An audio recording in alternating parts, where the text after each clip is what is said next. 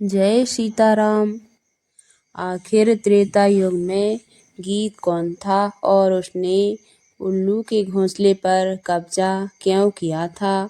दोनों में लड़ाई क्यों होती थी? प्रभु श्री राम के पास क्या न्याय मांगने गए थे? भक्तों, यह कथा त्रेता युग की है और बड़ी रोचक है। इसे ध्यान से सुनिए।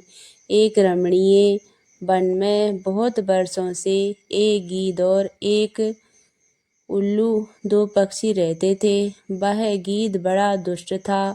उसने उल्लू के घोंसले में अपना अधिकार जमा लिया और उससे कहा कि यह तो मेरा ही घोंसला है। उन दोनों में बड़ी लड़ाई हुई। फिर दोनों ने यह कहा कि कमल नयन श्री रामचंद्र सब लोगों के राजा हैं, उन्हीं की शरण में हम लोग चलें।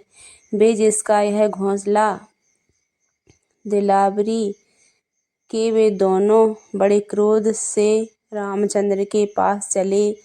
मार्ग में लड़ते झगड़ते हुए बड़ी शीघ्रता से जाकर अयोध्या में पहुँचे। श्री रामचंद्र जी को प्रणाम करके गीद पहले ही बोल उठा, महाराज, आप देवता और दैत्यों से भी श्रेष्ठ हैं, बृहस्पति और शुक्र से भी बढ़कर बुद्धिमान हैं, सब प्राणियों की भलाई और बुराई को समझते हैं।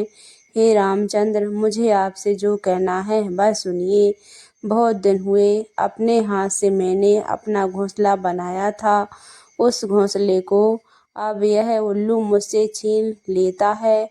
आप मेरी रक्षा कीजिए। गिद्ध के कहने पर उल्लू बोला, हे रामचंद्र, राजा के शरीर में चंद्रमा, इंद्र, सूर्य, कुबेर और यम का अंश होता है। कुछ मानुष का भी होती है, किंतु आप तो सर्वदेव मान साक्षात नारायण हैं।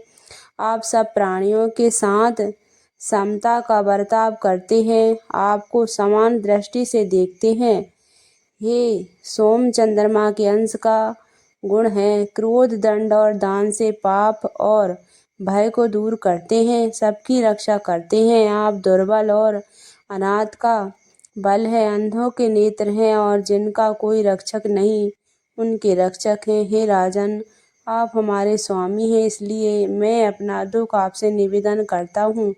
यह गिद्ध मेरे घोंसले में घुस आता है और मुझे पीड़ित करता है, आप इसका न्याय कीजिए। तब रामचंद्र जी ने अपने मंत्रियों को बुलाया। उनकी आज्ञा से दुष्ट जयंत, विजय, सिद्धार्थ मंत्री राजसभा में आए। ये लोग सब शास्त्रों के ज्ञाता थे, नीति शास्त्र में बड़े चतुर थे, लज्जावान और कुलीन थे। महाराज दशरथ के समय भी यह लोग मंत्री के पद पर रह चुके थे। मंत्रियों के सामने रामचंद्र ने गिद्ध और उल्लू से पूछा, कितने दिन हुए तुमने इस घोंसले को बनाया था?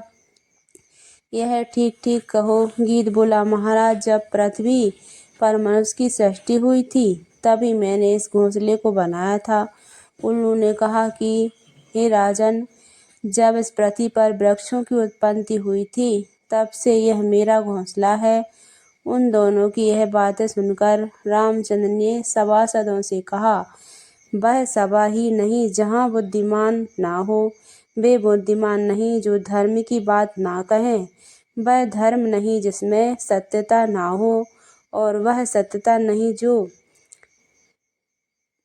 कपट से भरी हो। जो सभासद किसी बात को जानते हुए भी चुप बैठे रहते हो, समय पर नहीं बोलते, उनको भी असत्यवादी समझना चाहिए।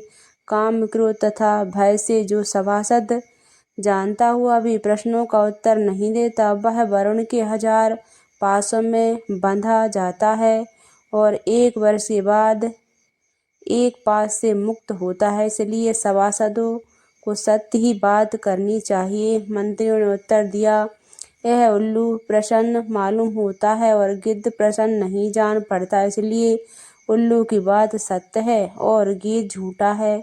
महाराज, आप सब प्राणियों के राजा हैं, सबकी परम गति है, राज्य ही सबका मूल है, वही सनातन धर्म है। राजा किसको दंड देता है उसको नरक में नहीं जाना पड़ता। मंत्रियों के यह वचन सुनकर रामचंद्र जी ने कहा, सुनो, हम एक पौराणिक कथा कहते हैं। चंद्रमा, सूर्य और नक्षत्रों समेत आकाश, पर्वत और वनों में समेत यह पृथ्वी और यह चराचर तीनों लोग समुद्र में निनी मगन हो गए थे।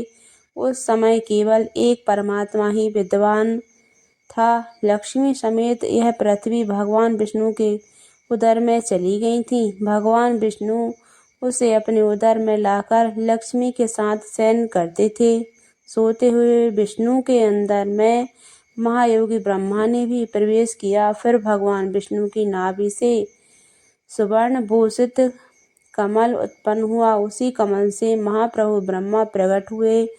उन्होंने वायु और पर्वत सहित पृथ्वी की फिर से सृष्टि की। उसके बाद मनुष्य और अंडज, स्वदेज आदि सब प्राणियों की उत्पत्ति की गई। उसी समय भगवान विष्णु के कान के मैल से मधु के टब नाम के दो असुर उत्पन्न हुए। वे दोनों बड़े बलवान और भयानक थे। ब्रह्मा को देखकर उन्हें बड़ा क्रोध आया। वे ब्रह्मा को मारने के लिए बड़े वेग से दौड़े और ब्रह्मा डर के मारे चिल्लाने लगे। ब्रह्मा जी का शब्द सुनकर भगवान विष्णु जाग पड़े। उन्होंने चक्र के प्रहार से उन दोनों का विनाश कर दिया। उनके मेद चर्बी से यह पृथ्वी गीली हो गई थी। इसी से इसका नाम मेदिनी पड़ा। फिर भगवान विष्णु ने इस पृथ्वी को शुद्ध किया। तब शुद्ध की हुई इस पृथ्वी पर अनेक प्रकार के वृक्ष, औषधियाँ और अन्न उत्पन्न होने लगे। इसलिए उल्लू की बात सत्य है, क्योंकि वह कहता है कि वृक्ष उत्पन्न होने पर उसने अपना घोंसला बनाया, इसीलिए यह घोंसला उसी का है, गीद का नहीं। अब आप इस पापी गीद को दंड देना चाहिए, क्योंकि इसने उल्लू को बहुत पीड़ित किया है। उसी समय आकाशवाणी हुई कि हे रामचंद्र, इस गीद को आप दंड न दीजिए, उसे तो घोर दंड पहले ही मिल चुका है। यह ब्रह्मदत्त ने अपने हाथ से अर्ध और पाप देकर उसको यथोचित सत्कार किया था। जब भोजन करने के लिए यह बैठा, तब उसके सामने मांस भी परोसा गया। मांस को देखकर ब्राह्मण को बड़ा क्रोध आया। उसने राजा को श्राप दे दिया। तब उस राजा ने ब्राह्मण से प्रार्थना की कि हे धर्म जयगण, मुझे बता दीजिए। ब्राह्मण ने उस काम अज्ञान से किया गया जानकर राजा से कहा कि इवाक वंश राजाओं में महायशस्वी रामचंद्र नाम के एक राजा होंगे। वे जब तुम्हारा स्पर्श करेंगे तब तुम श्राप से छूट जाओगे। यह आकाशवाणी सुनकर रामचंद्र जी ने उस गीध को स्पर्श किया। उसके स्पर्श करते ही वह गीध उस रूप को त्याग कर दिव्य पुरुष हो गया और श्री रामचंद्र जी से बोला, हे धर्म रामचंद्र, आपकी कृपा से आज मैं इस घोर नरक से मुक्त हुआ और मेरे उस पाप का अंत हो गया।